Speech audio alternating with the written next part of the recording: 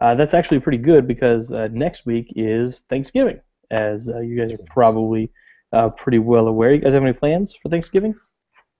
A turkey coma, if possible. Tryptophan. Yes, Yes. that's in my sights, absolutely.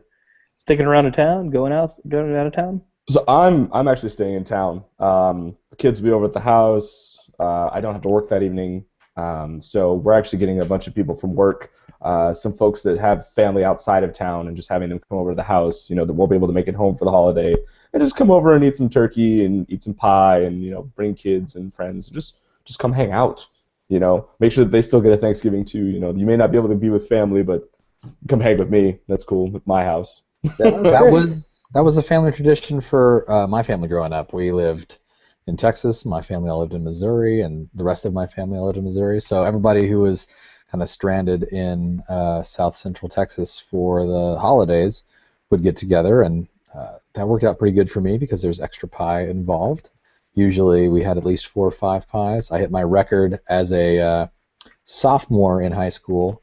I had 11 pies in one day, 11 slices of pie. Well, let's not say 11 full pies, but I had 11 slices of pie as a sophomore in high school because I was a bottomless pit, as I think males of that ilk are at times. But yeah, inviting the whole extended group of friends over and giving everybody a good reason to hang out and then bring that one thing that makes Thanksgiving to the house made for some good times. Yeah, that's the plan. My father did the same thing. We were out of Las Vegas, and his family's in Minnesota, and my mother's family was in Philadelphia. So it was really hard to get everybody together. So it's one of those things like Grand Central Station. If you want turkey, come here. Or if you want ham, we have food, and we'd make enough, and just people come and go as they please, and stop by and say hi and well wishes and all that. And it's just a good time, and it's been a family tradition of mine for a long time. So I'm hoping to keep that alive here in Texas. So it should be fun. I'm looking forward to it next week. So short of turkey and ham, what's the one thing that makes Thanksgiving Thanksgiving? Oh The man. stuffing. Okay, all right. Do So, you handmade stuffy or do you stovetop? it's usually stovetop, but I'll doctor it up a little bit, right? So, Yeah. I'm not really a bread guy. Now, if we go to my grandmother's house, I mean, she is a baker. She makes some delicious, tasty food, and so we will go and make the actual bread. I mean, she's always got fresh baked bread. So, and she'll have fresh baked bread from a couple of days ago, which is what you're looking for stuffing. So, we'll do that. I'm a sides guy, like I'll get a little bit of turkey and stuff, but if it's, for my money, I'm gonna go and get all of the veggies and the mashed potatoes and the stuffing and everything like that, and fill my plate up with that. The veggies and mashed potatoes I'm down with. I think stuffing is just complicated, soggy bread, so I'm out. I'm out on stuffing. Oh, Um, Well, I will gladly come over to your house and eat your leftover stuffing because it's I like that complicated soggy bread. uh, I've had one stuffing that wasn't repugnant, and that was a cornbread stuffing that I can't even remember who brought it over. One year, one friend who couldn't make it back to their hometown brought it, and it was passable. But outside of that, my family has these little muffins they call penny muffins. I'm not really sure what makes them a penny muffin, but they're tiny and delicious. And the best part of a penny muffin is we make way more than we need for Thanksgiving lunch dinner. Do you guys do like a late lunch, or how does a, your a dunch or a linner, possibly? we like lunch? We like a 2 o'clock, 2:30. Open up the fair game for everybody, and then it doesn't close down until no one is left standing. Yes. And then that night, when people are finally able to peel themselves up off the couch again, those penny muffins make for amazing turkey sliders. And that's what I thought of Oh, as my quintessential Thanksgiving meal was a turkey slider and some cranberry relish and a little bit of the gravy. So you got a sweet, savory, tart thing going on. Oh yeah, that's Thanksgiving. so that's my thing, right? So my favorite thing is post Thanksgiving because we used to have this place. I just gave you a link, Alan. It's called Capriati's in Las Vegas, and it's an amazing sandwich shop. Amazing. And one of the things that they produce is the Bobby. Now, the Bobby is this glorious sandwich of homemade turkey, cranberry sauce, stuffing, and mayo, and it's on this fantastic roll, and it's just mouth-watering. And that's the same thing, right? Is that just have this sandwich, this post-Thanksgiving beast to shove in your face for like the next couple days. And so I'm always like, as long as I have like the bare essentials. But I'm the Subway / Jimmy John's guy. So like, what do you want on your sandwich for lunch? I'm like, put ham on there, turkey on there, green bean casserole. What's this? We'll put some of that on there. If I can get it on there, I put it on there. But it's choice. So yeah, I think the one item though I have to say is green bean casserole, because I don't get it all the time. It's not a staple per holiday, and it's always a love-hate relationship. Some people are all for it, some people are not. But I'm that guy. I'm like, just I'll put that on my plate and we're good. I am down with some green bean casserole. Yes, sir. I think the other thing is the final resting place of the rest of that turkey and all those leftovers. My family does a Friday gumbo. We'll do a turkey gumbo, and there's no more leftovers. You make a big giant pot of gumbo, and we're done. So I don't have the turkey hanging around 2 weeks later that you've done every which way, and you can't think of another possible application of turkey. No, we knocked that business out. It's done. Friday, big pot of gumbo. That'll maybe last 2 days, but that's if you're lucky. I may have to try that. It's a good approach. Oh yeah.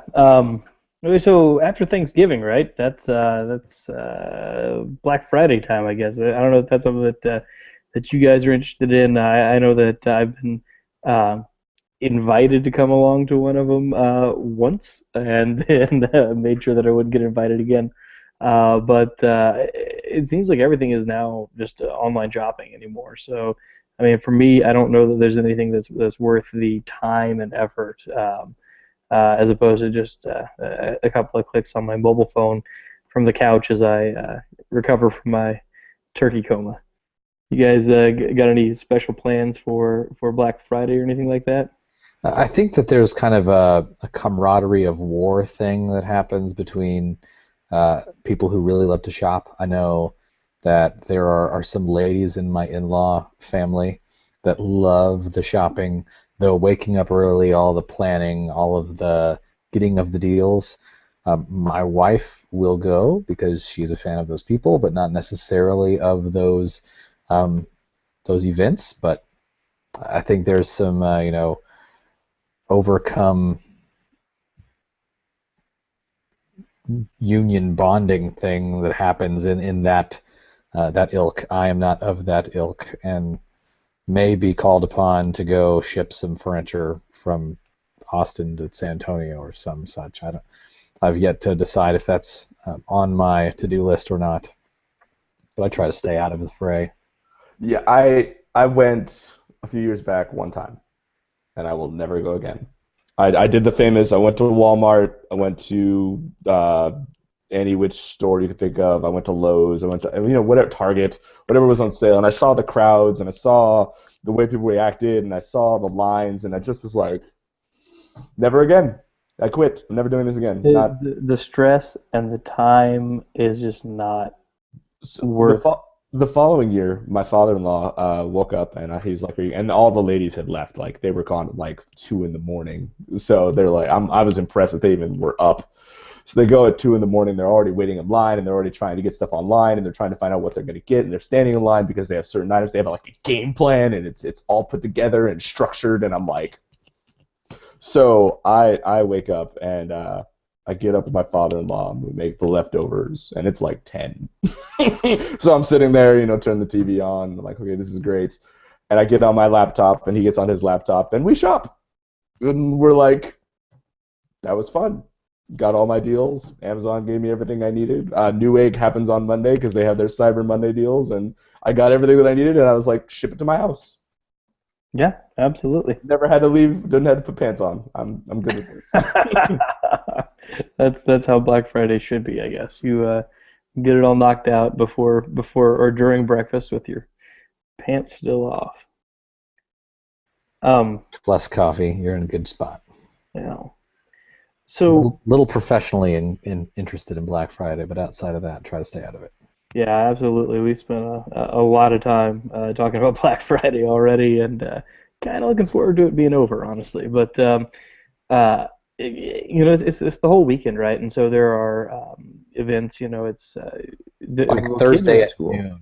Like Yeah, have an early lunch and then go fight the crowds these But days. it's not even Black Friday anymore, right? So it starts at Thursday, like it's at noon at Thursday, 10 a.m. on Thursday. I'm like, so it's kind of defeating the. It's no longer Black Friday. It's just like, hey, deals go now, super sale, Buy mass things buy all month, things, beginning now. Yes. starting Thursday and Friday, and everything's time release. And yeah, no, thank you. That's just way too much work on my part. I Thank mean, I you. guess that's the only way they can do it. But I mean, I don't know. Amazon's been doing timed release deals for a long time too. So I mean, I guess it's not even that. I mean, there's not really much of a way for them to lure you into the stores anymore with the availability of things all year long, frankly. And they could have even flash sales during the holiday time, but it's not No, worth it. Not no worth need, it. no need for the brick and mortar and fighting the traffic and crazy people. No, thank you. Not for me. Well, if anyone does survive all of the crazy business on Friday morning, Friday evening here in San Antonio, there's a pretty cool event that I've taken my family to a couple times, and it's the lighting of the Christmas tree. So there's a Christmas tree that's in front of the Alamo, and they usually have a couple of other larger Christmas trees. I think San Fernando Cathedral has one. There'll be a few throughout downtown, but they light the entire Riverwalk. And from that Friday through New Year's Day, the Riverwalk is lit and beautiful and a wonderful, magical place to go. So if you have not been down there during the holidays, you should go. Even if you're not going to have a meal and mingle with the crowds, it's actually a little bit quieter down there during this time of year. So I recommend going for a date night or something if you can. But going for the lighting is really cool. They do the big river parades, as we are famous for here in San Antonio, and so Santa will come on the final barge through, and you'll get to wave at him. And there's a whole bunch of viewing spots that are set up that are ticketed. There's plenty of walking around and poking your head um, over the different bridges and other spots like that. So if you want to lock down a spot, there are still tickets available. But if you just want to go and mingle and see the sights, I recommend it. It's a beautiful thing to do. And if you still have the energy left after battling crowds since 3:15 in the morning, it would be a cool thing to ring in the holidays. I know some families do the decorations of the house that weekend. So if you do that Friday, you'll be able to just continue on with the decorations of the city. And if you're going to do that later in the weekend, it'd be a good place to start off. So if you haven't already gotten your fill of Christmas music, I'm thinking there will likely be quite a bit. But that's a really, really fun way to experience some of the uniquely San Antonian culture. And along with the holidays, it's just a good time. 'Tis the season. Indeed.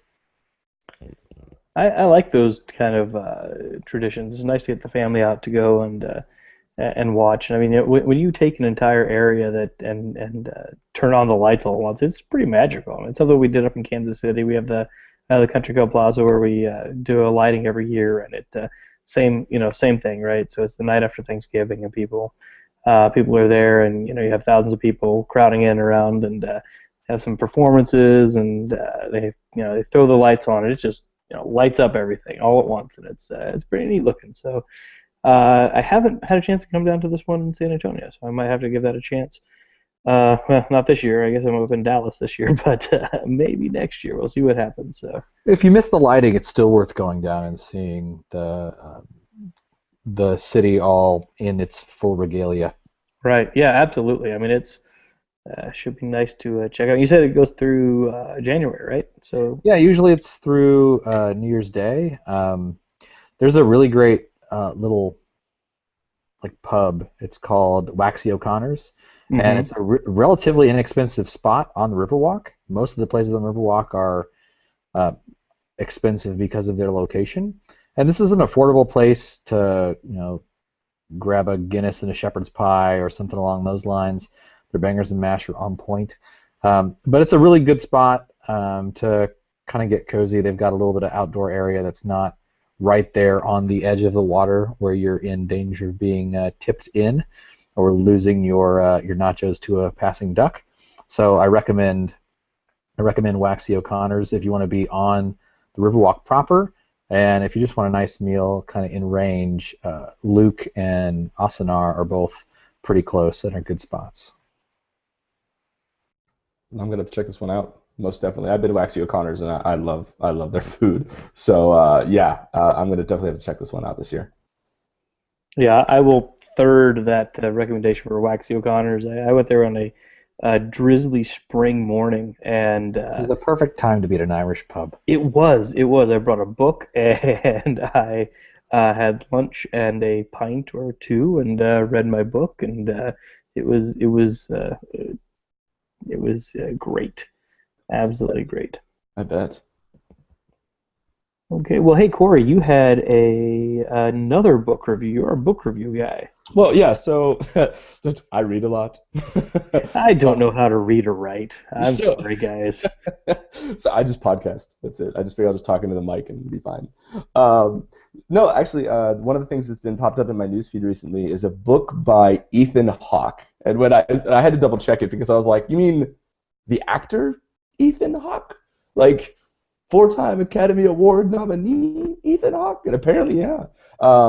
He wrote this book. It's called Rules for a Knight. And basically, the synopsis is that a knight who's not sure whether he's going to make it back from this gigantic battle that's going on is writing letters to his children to like kind of leave his knowledge and pass it down to them. And so it's his letters and his correspondence with his kids, which is very impactful because he takes it's a philosophical look at fatherhood and the things that you want to pass to your children, the things that you want to give your children. He hits on so many different things between compassion, humility, forgiveness, honesty, courage, like just things that we do on a regular basis, but like take for granted. So I just picked it up. I just started it, and I'm hoping to have a full review by the time after the holidays. But I'm super excited. I'm recommending people pick it up. I just saw on Twitter Chris Pratt was just from Guardians of the Galaxy and Jurassic Park was just promoting the book as well and just saying, hey, check this out. And I so far I've enjoyed it. I like the way that it's written. It's of course from his perspective, so it's interesting to read. It's definitely a book for fathers. It's definitely a dad book, and I think that and mothers too, I'm sure, just to pass down their knowledge as well. And it's deep. It's deep. But I highly recommend it so far. It's been a good read so far, and I'm looking forward to finishing it. And for Drew, it's on Kindle for those that want to enjoy that as well. And it's on Audible as well. So you can, if you don't have time to read, just want to pick it up and throw it in the car, good to go. So it's structured like a narrative? Yeah. So it's him, hey kids, this is me, this is what I'm doing, this is where I'm at, and then like him explaining his experiences and his past experiences and how he resolved things and how he did things, and then how he spits that back out to his kids and hoping that these lessons are imbued with them using Eastern and Western philosophy. And I'm just like mind blown. Like it's a meditative, contemplative book. It'll make you think. It'll really make you think. So is it the kind of like layered depth that if you read to your kid, they would grasp some and then would have to come back to later? Or is it probably above their heads but good for fathers to think on and marinate on? Or how does... I think that's what it's for. It's for that aspect. It's for the fathers to look at, marinate on. I don't think that it's going to be really more of a... I think it'll put your kid to bed. Absolutely. Just start reading and they'll just pass out. But it's really more for a father to read, contemplate, and explain how he's going to put his life lessons to his children and how he wants to reflect that. And just basically your legacy, right? Like the great things that you do and how you explain that to your children, and while teaching them these moral things, and just being a better human being, honestly. And it's really... But yeah, don't read it to your kids. You'll put them out cold. Unless you want to put them out cold, but by all means start reading this book to them and they'll just be like, that's awesome, Dad. So, but for a father, it's just it'll make you think. Like you'll read a chapter or two at night, and then wake up the next morning and be like, oh, and then think of like a life story that you may have that you may want to feel that you should share with your children and think about. There's a lesson behind there that you may not have thought of before. Cool. So, and I mean, it's Ethan Hawke. I was like, really? This guy writes? Apparently he does. And Well, so. very nice. So this might be another one to take on a drizzly Saturday morning. Take it down to the old Irish pub and enjoy it with a pint. That I'm going to do that now. Like I haven't even thought. This is the book that I'm taking to go do this with. This is my pint and lunch book. Is what this is. Sorry guys, can't read it. It's not raining yet, so not finished it for a while. Darned weather. Cool. I will definitely add that to the reading list, to the Audible list there. Awesome. That looks good. Thank you, Corey. Yeah, no problem, no problem. And then there's one more thing that I wanted to talk about, and that was code.org. So code.org is a nonprofit organization.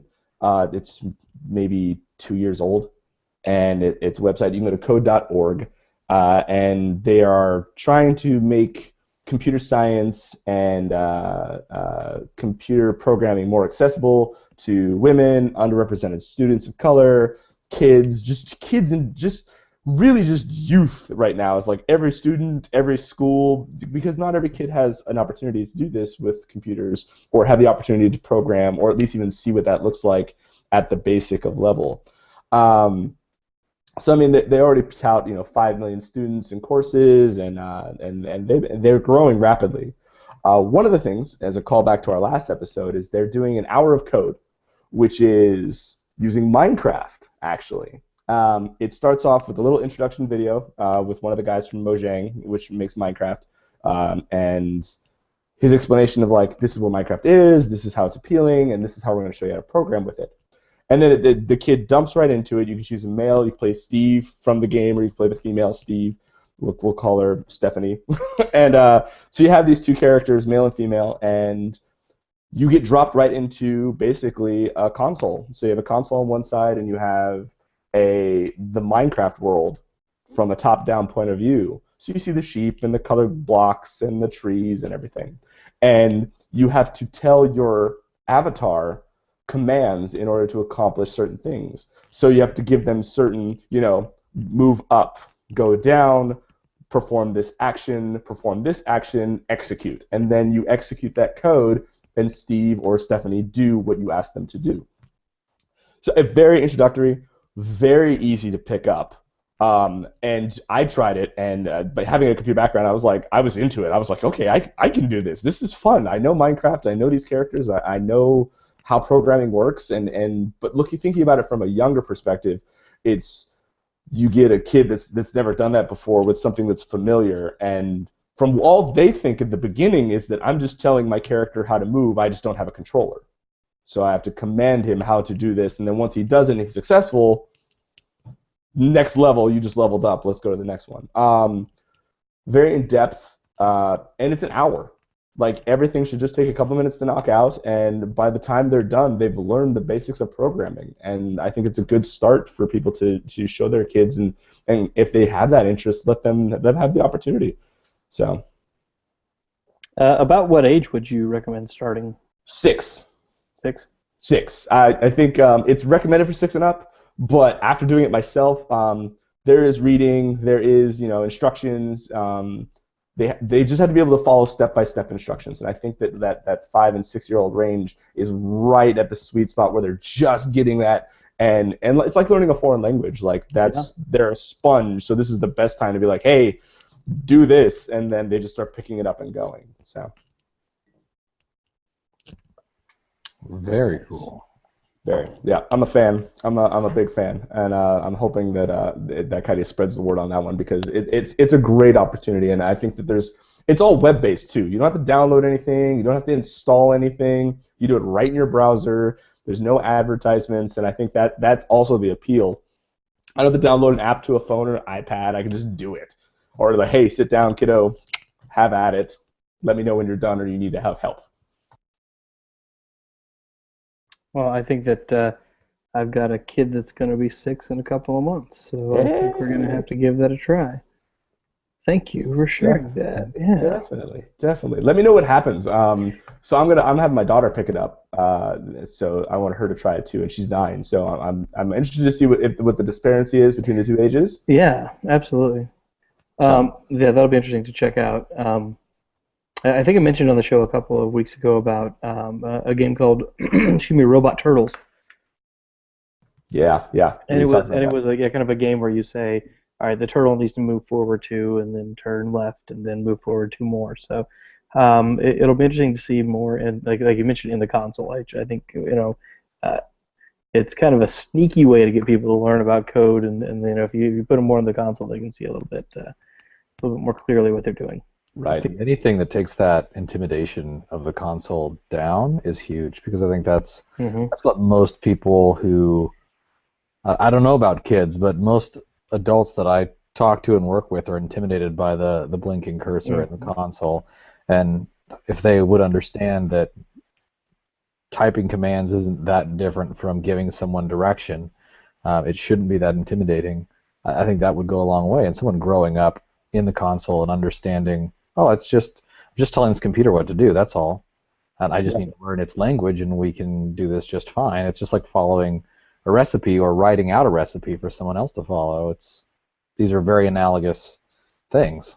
Well, and it's such a structured language too. I mean, you have a handful of different verbs and nouns that you can give, and and that's nice. It provides that limit. I mean, if you're trying to describe somebody, directions to somebody that's from out of town, they're trying to get somewhere in the days before GPS. I mean, you can say all different types of things, but you're inevitably going to fall on that stereotype of saying, "Hey, you're going to go down past the old Johnson place and hang a left where the school used to be," and things like that. So I mean, if you have a more defined language, I think that actually helps. So Most Street names definitely. are usually helpful.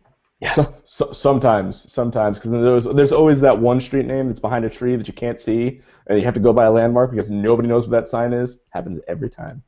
Or the one that's colloquially called one thing, but when you read it, it's clearly not that thing. Oh well, yeah, and then I mean the thing that happens Where to here in San go. Antonio is where you're driving on one road and you come to a four-way stop, and if you None of continue those driving in the roads are direction you're going, it's a completely different road. You got to turn right to stay on that road, and then the left road is some third wild card road that changes a couple more times the next few blocks. So or all you're the militaries, or the yeah. 2 levels of any of our highways, or whatever. yeah. So yeah, directions. Great console. Exactly. Cool. All right, we'll check that one out. I think the last thing we wanted to talk about tonight was something that Corey, you and I had a chance to see earlier. I'm not going to play it through here, but there is a video.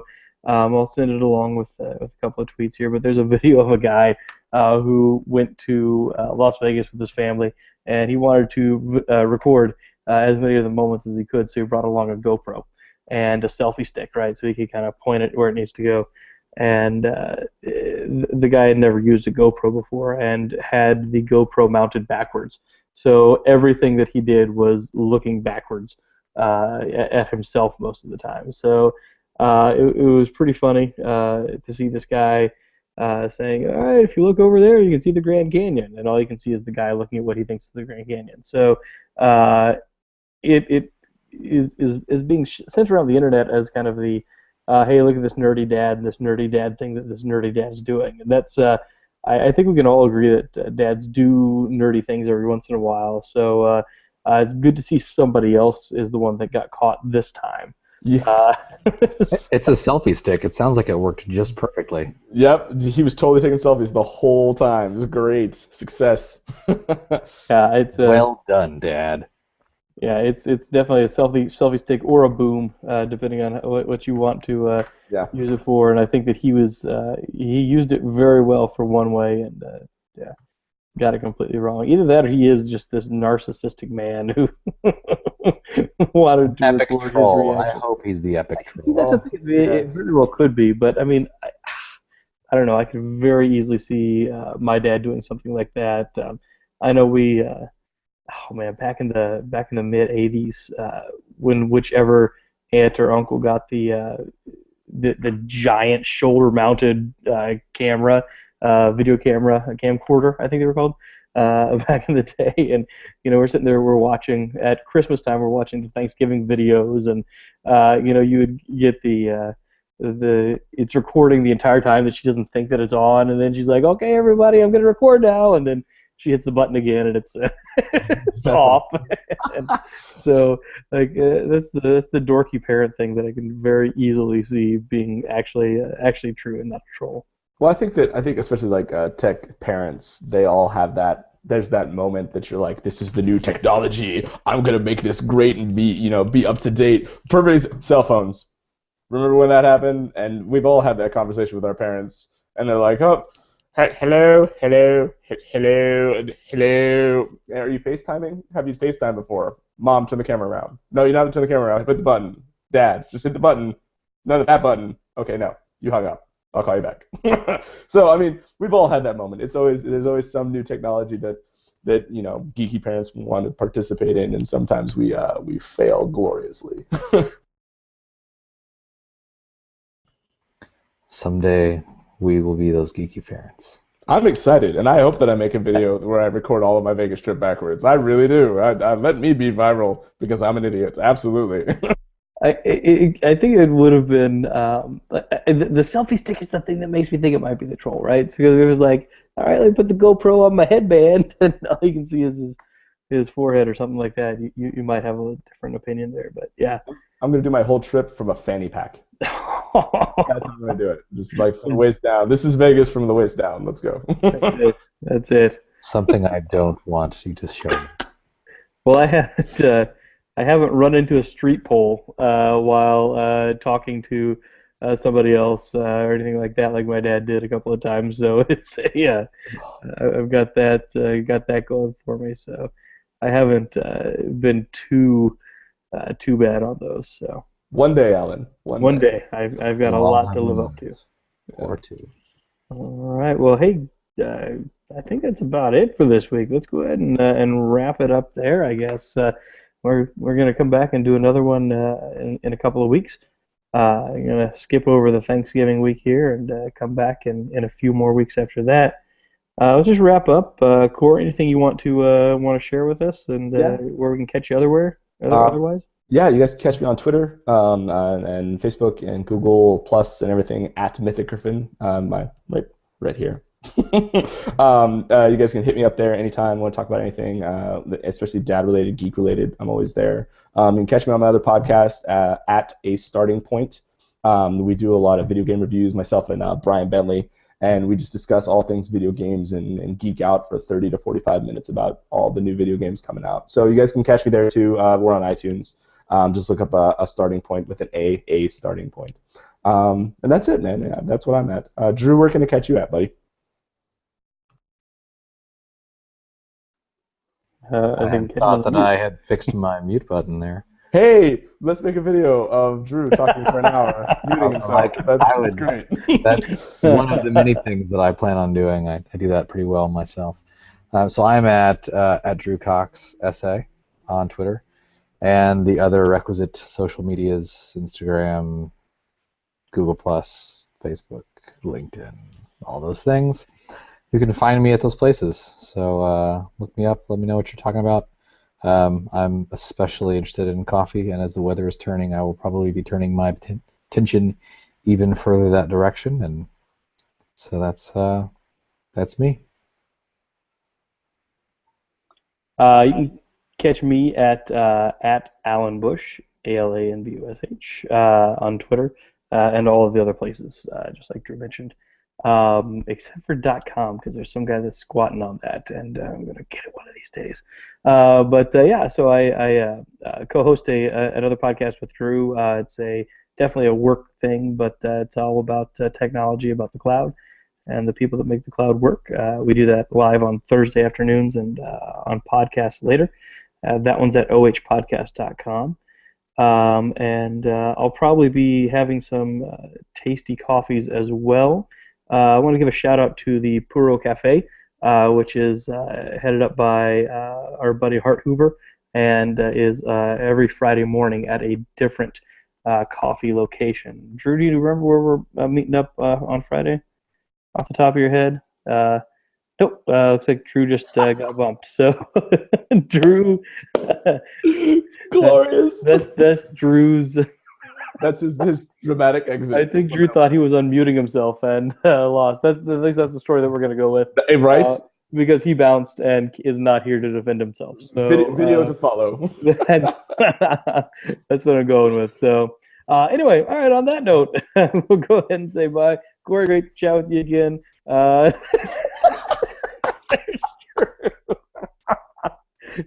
Drew, you meant to unmute, didn't you? And you. I wanna turn the camera around. Is that what happened? Look over there. We can't We're go at Commonwealth. We can't go yet. There's one more thing that we have to accomplish. We're gonna do Commonwealth. Commonwealth coffee. Oh, is that where we're going? Great. Noted. Commonwealth coffee. That's gonna happen. Well, I may go to that one. I need to go get coffee. Yeah. So, of course, we're gonna end this at least one more. I have to do my dad joke. Oh yes. Because I have one. So I bought a Christmas tree that was too big for my car, so we had to cut the top off. I didn't really mind. I've always wanted a convertible. Yes. Nice. That's my Very joke good. today. So Very good. All right, we will end it on that note. So everybody have a great Thanksgiving. We'll see you in another couple weeks. Take it easy. Bye bye. I guess.